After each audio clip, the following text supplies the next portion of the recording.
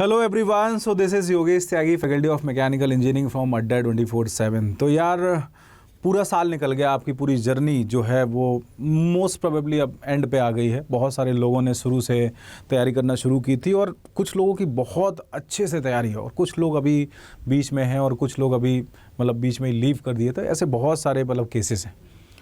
अब जो टाइम आ गया है वो है लास्ट दिसंबर एज एंड जनवरी का। तो इट इज़ ऑब्वियस कि बहुत सारे लोगों को चाहिए होता है कि सर अब मैं ना रिवाइज़ करना शुरू कर दूं। बट रिवाइज़ करना अब मतलब वैसी कंडीशन नहीं है कि नहीं अब आपको फिर से पूरा रिवाइज़ करना है। सर मैं तो अभी लगाऊंगा 5 घंटे 6 घंटे या 5 घंटे 6 घंटे नहीं 5 दिन 6 दिन ऐसे लगाऊंगा और मैं रिवाइज़ करूँगा। नहीं, अब वैसा नहीं है। अब हमारे पास इतना टाइम नहीं है कि नहीं मैं फिर से एक एक सब्जेक्ट में 6-6 दिन लगाना शुरू करूँ और फिर जनवरी इसी में निकाल दूँ, फिर उसके बाद मेरे पास टाइम ना बचे।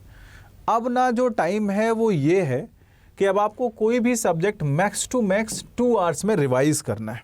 ये आप बिल्कुल सोच लीजिए कि मुझे कोई सा भी सब्जेक्ट हो, मैक्स टू मैक्स आपको 2 आवर्स में रिवाइज़ करना है।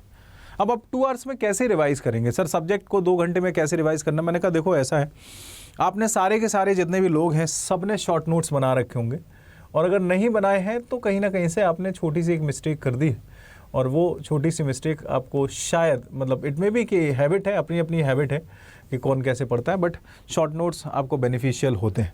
तो आप सब लोगों ने शॉर्ट नोट्स बना रखे होंगे, आप शॉर्ट नोट्स अपने प्रॉपर लीजिए और उनसे रिवाइज़ करना शुरू करिए। नहीं भी बना रखे तब भी कोई बात नहीं। आप लोगों ने क्या किया होगा, आप लोगों ने जब भी पढ़ा होगा, जब भी स्टडी की होगी, तो स्टडी करते टाइम आपके टीचर्स ने इम्पॉर्टेंट टॉपिक्स पे कोई टिक लगवा रखा होगा कि ये वाला टॉपिक इंपॉर्टेंट है, ये वाला टॉपिक इंपॉर्टेंट है, ये वाला टॉपिक इंपॉर्टेंट है। तो आप उन टॉपिक्स पे टिक लगा लीजिए या वो टॉपिक अपने निकाल लीजिए। बहुत सारे लोग इंपॉर्टेंट टॉपिक्स बताते हैं, कुछ भी जो भी है वो बताते रहते हैं। कई लोगों ने इवन अड्डा 24/7 के चैनल पे आप देखेंगे तो यहाँ पे भी इंपॉर्टेंट टॉपिक की लिस्ट पड़ी होगी। ठीक है, तो आपको अभी आप करना क्या है यार, आपको ना सबसे पहले तो इन टॉपिक्स पे फोकस करना है। इन टॉपिक्स पे आपको फोकस करना है कि ये टॉपिक कौन से हैं सर जिनको मैं अच्छे से कर सकता हूँ। लेकिन मेरा बस कंसर्न ये है कि आप यहाँ से 2 आवर्स में अपना सब्जेक्ट जो है उसको रिवाइज़ करिए। जस्ट जो प्रॉपर रिवीजन है आपका वो 2 आवर्स में हो जाना चाहिए। आप 2 आवर्स में रिवीजन करने के लिए क्या कर सकते हैं, लेट सपोज किसी सब्जेक्ट में आपकी 6 यूनिट हैं तो आप 6 यूनिट्स को डिवाइड करा लीजिए कि यहाँ से मैं एक यूनिट को 45 मिनट्स में फिनिश करूँगा। ठीक है, मैं किसी भी यूनिट को यहाँ से 45 मिनट मैं फिनिश करूँगा पर यूनिट। और आपको अगर ऐसा लगता है कि 45 मिनट्स कम पड़ रहे हैं तो वो टाइम आप अपने से निकालिए, कहीं और से निकालिए, लेकिन टारगेट करिए कि 2 घंटे में अपना सिलेबस जो है वो ख़त्म करना है। क्योंकि अब हमारे पास इतना टाइम नहीं है ना कि हम 10 दिन में फिर से रिवाइज़ करें, 10-10 दिन का टारगेट बना लें। हाँ, रिवीजन करने के बाद जो आपको टाइम देना है वो सबसे ज़्यादा टाइम देना है किस पे? क्वेश्चन प्रैक्टिस पे। सबसे ज़्यादा जो टाइम देना है ना वो आपको देना है क्वेश्चन प्रैक्टिस पे, क्योंकि इससे ज़्यादा इंपॉर्टेंट कुछ नहीं है, इससे ज़्यादा इंपॉर्टेंट कुछ भी नहीं है आपको। ठीक है, को आपको क्वेश्चन प्रैक्टिस पे फोकस ज़रूर करना है। तो जस्ट जो आपके लिए वीडियो है वो इसीलिए कि अभी आप टारगेट बना लो, अभी आप टारगेट बना लो। लेट सपोज आपके 12 सब्जेक्ट्स हैं। अगर आपने यहाँ से प्लान किया है कि आपके पास कौन कौन से सब्जेक्ट हैं, आपने बोला कि सर मेरे पास फ्लूइड मैकेनिक्स है, मेरे पास थर्मोडाइनमिक्स है, मेरे पास यहाँ से क्या नाम है हीट ट्रांसफ़र है, मेरे पास यहाँ से प्रोडक्शन है, मेरे पास यहाँ से इंडस्ट्रियल है, मेरे पास यहाँ से टोम है। ठीक है, मेरे पास सोम है, मेरे पास मशीन डिज़ाइन है। ठीक है, ऐसे सब्जेक्ट हैं। मैथ है सर और एप्टीट्यूड है ना, इंग्लिश है और आपके पास मैकेनिक्स भी है।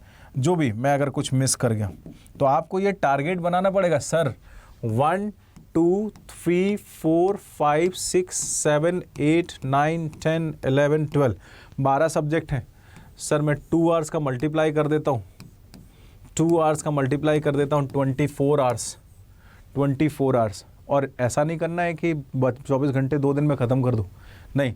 आप पर डे एक सब्जेक्ट रिवाइज़ कर लो। आज आपने एक कर लिया, कल आपने दूसरा कर लिया, परसों आपने तीसरा कर लिया, ऐसे करते हुए जाना है। जब आप पर डे एक सब्जेक्ट का टारगेट लगाओगे ना, फिर उसके क्वेश्चंस लगाओगे तो आपको ज़्यादा अच्छा लगेगा, ज़्यादा चीज़ें समझ में आएंगी, है ना। और अगर आप एक दिन में 2 सब्जेक्ट भी लगा लेते हो तब भी कोई इशू नहीं, 3 भी लगा लेते हो तब 3 से ज़्यादा मत करना। तो अगर 3 सब्जेक्ट लगा लेते हो तो 4 दिन में रिवीजन ख़त्म हो जाएगा। आपके जब तक एग्ज़ाम फिनिश नहीं हो जाता है ना, जब तक एग्ज़ाम नहीं आ जाता है ना, तब तक कम से कम 10 रिवीजन्स होने चाहिए। अगर आपको लगता है कि आप अंडर 10 अंडर 50 आना चाह रहे हैं तो आपको कम से कम 10 रिवीजन करने हैं। अगर आपने 10 रिवीजन कर लिया ना तो आप देख लेना आपका कुछ नहीं बचेगा। पहली बार के रिवीजन में लगता है 10-15 घंटे, दूसरी बार के रिवीजन में उसका जस्ट हाफ, तीसरी बार के रिवीजन में उसका जस्ट हाफ, है ना।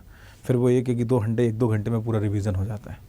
सो ट्राई करिए अपने जितने भी सब्जेक्ट्स हैं उनको बहुत मिनिमम टाइम में रिवाइज़ करने का, रिवाइज़ करने के साथ साथ उनमें जो भी क्वेश्चंस बनते हैं उन क्वेश्चंस पर फोकस करने का, और यही बेस्ट टाइम है कुछ कर दिखाने का। 2 महीने हैं, इन 2 महीने में जिसने परफेक्ट रिवीजन कर लिया वही आगे जाएगा, और जिसने कहीं से ना कहीं से रिवीजन छोड़ दिया या क्वेश्चन छोड़ दिया वो कहीं ना कहीं से बाद में पछताएगा। ठीक है, इन केस अगर आपको क्वेश्चन प्रैक्टिस के लिए जाना है तो आप क्वेश्चन प्रैक्टिस के लिए इधर भी अड्डा 24/7 पे आप एक क्वेश्चन प्रैक्टिस का भी बैच है तो आप इसको ज्वाइन कर सकते हैं। इन केस अगर आपको ऐसा लगता है कि सर मुझे नीड है तो आपके लिए यहाँ पे एक क्वेश्चन प्रैक्टिस का बैच है। Batch is like this. मैं अभी आपको यहाँ से बैच के बारे में बता देता हूँ। ये फतेह बैच है, ये देखिए आपके पास यहाँ से फतेह बैच है जिसमें क्वेश्चन थ्रू प्रैक्टिस, यहाँ से क्वेश्चन थ्रू कॉन्सेप्ट करवाए जाते हैं, और ये डेली आपका चलता है 4 आवर्स 5 आवर्स 6 आवर्स ऐसे डेली चलता है। तो आप इसमें ज्वाइन कर सकते हैं। कोर्स की जो कॉस्ट है मेरे ख्याल से प्रैक्टिस के लिए अगर आप जाएंगे तो बहुत कम है, आप इसमें ऑफर भी लगा सकते हैं। आप यहाँ से वाई नाउ पे जाएंगे ना, तो वाई नाउ पे आप यहाँ से कोड लगाएंगे Y497।